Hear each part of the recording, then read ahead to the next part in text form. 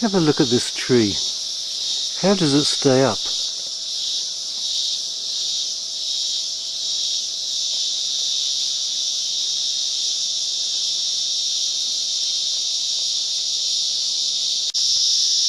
As you can see, there's a definite gap between the rock and the tree.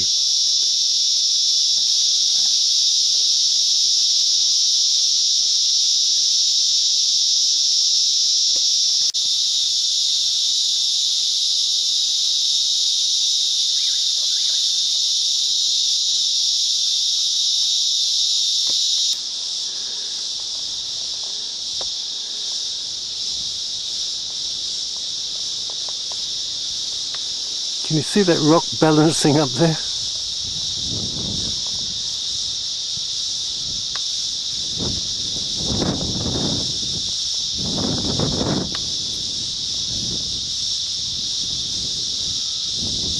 Amazing, isn't it?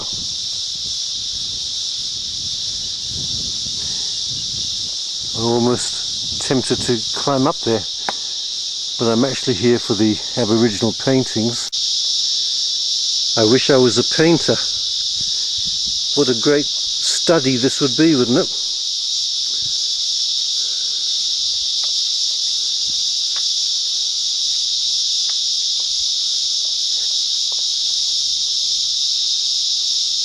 It's hard up against the rock.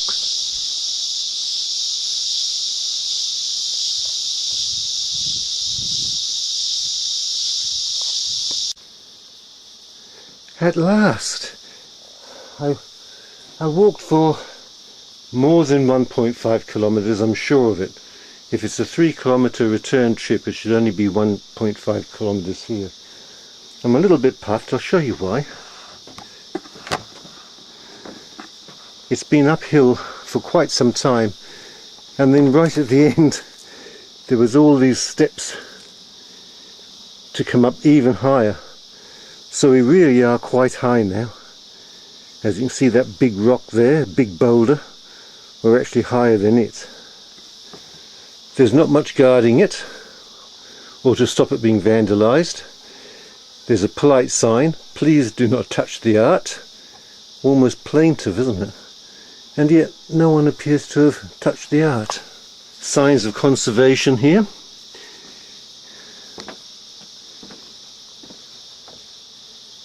Rubber glue. I'd say it's been put inside a crack in the rock, and it goes the entire length, or is it width, of this rock to stop this big overhang from falling, in which case the art would be gone forever. Okay, well, we're calling it art. Is it art?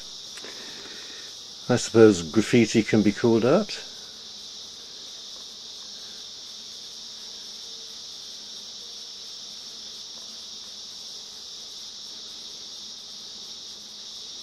As you can see, the glue goes the whole way. So we've got this overhanging ledge here. Can you see where the glue is all the way through? So we can come under the ledge, and in fact there's more glue under here. Oh yeah, there's a massive overhang here that would fall if that glue wasn't there, I think, or would be in bad danger of falling. And the art is right in here as well. It's mainly what seems like arrowheads or birds' feet or faces. These paintings are probably several hundred years old. Now you see, they can't say that they are several hundred years old.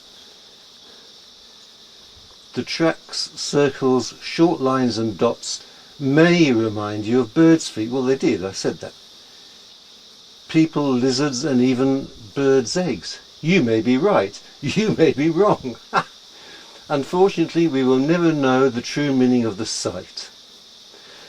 However, Aboriginal elder, the late Victor Shepherd, was sure that the paintings were of a bird that fed on the ground. Ground birds were represented by their feet alone. He said the toes looked too short and thick to be an emu. The paintings must be of the plains turkey, the bustard. They're actually quite common here. I've seen quite a lot. This site is typical of the New England style of little red figures on large granite boulders. The red ochre paint was made from powdered rock mixed with water. Paint brushes were either sticks or fingers. Silicon drip lines, use this glue. Silicon drip lines have been placed above the art, to divert any moisture. Every effort has been made to protect this site while allowing visitors to enjoy it.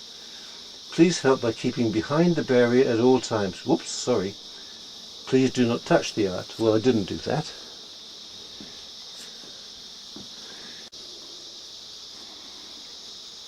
So that's the boulder. Those are the steps that go up to it where the art is. And here there seems to be another explanatory sign. What does it all mean? And it says about how Aboriginal people shared their knowledge by word of mouth and by paintings because they didn't have a written language. Sites are important, but why? Aboriginal sites help us understand the environment and how it has changed. Look, learn and be part of Mount Yarrowyck. Take this chance to learn about Aboriginal culture. Look at the site and think about its history. Well, the other sign says it doesn't know the history. I'm still going on the theory that this is a loop track, rather than go to the paintings, turn back and retrace your steps. As you can see, you can just see a path there. And turning around, it goes over stones, so there's rock hopping to be done.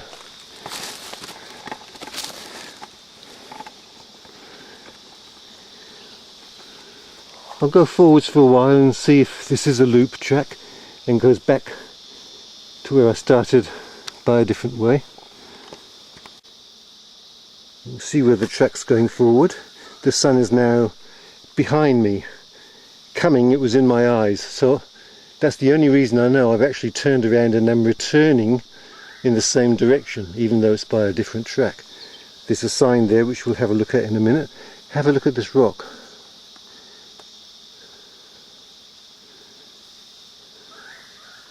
Huge and overhanging. Okay, let's have a look at the sign. Did humans use this shelter? Rock shelters were often used by Aboriginal people to live in or as art galleries. On Mount Yarrowyck there are many shelters that may have been used. We can tell if a shelter has been used by digging into the layers of sand and clay on the floor. You know what's painful? What's painful is when there's a thorn tree or a thorn bush hanging across the path and you have to push against it. Getting around it, you'd have to come right around like that. Do you see the thorns? They're pretty nasty when you brush or push right through them. Not just thorn bushes, but if you look ahead, ant hills.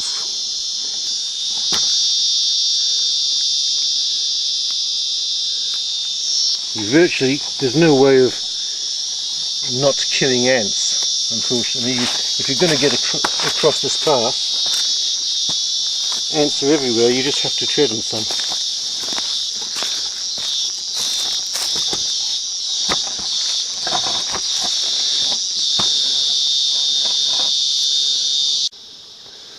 I'm crossing this rock face here, and as you can see, there's a sort of a causeway built onto it, and this tells me,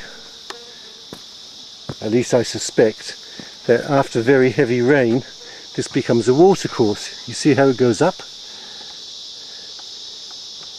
and if people come here after very heavy rain and the water is foaming down here fast at speed, they may prefer to use this causeway, because the slope is quite considerable as it goes down and the water would be travelling fast. Excellent view, isn't it?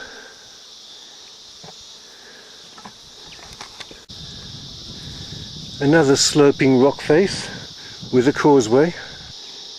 Now if the water came from that escarpment up there all the way down here, it certainly would be travelling at speed, wouldn't it? And you can see by the scouring in the rocks, in the rock face, that water does travel down here at speed, or has. Now look at the rocks that have been left. Good sized rocks, boulders even, that the water has carried down from up on that escarpment.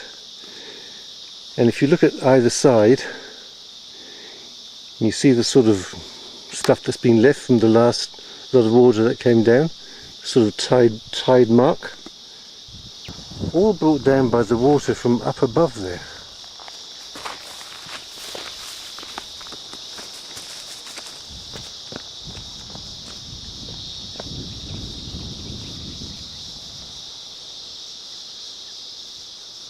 Too heavy to carry. Twice I've actually, I won't say twisted my ankle or turned it, but my ankle has gone over. But fortunately I've got these good sturdy hiking boots, which provide plenty of support for the ankle. What a terrible thing to be up here on your own with a strained or sprained ankle, or a busted ankle. I wonder when the next person would venture by. This sign here is wrong. That is not 3 kilometres return. That sign's a trap. It's more like 5 or 6 kilometres. So if you think it's 1.5 kilometres there, and then you walk for 3 kilometres or 2.5 kilometres, you can be forgiven for thinking this is ridiculous and you come back, especially if you've only brought, say, no water, thinking, oh, it's only 3 kilometres. It's a fairly rough track too, so you do need to bring water and a hat.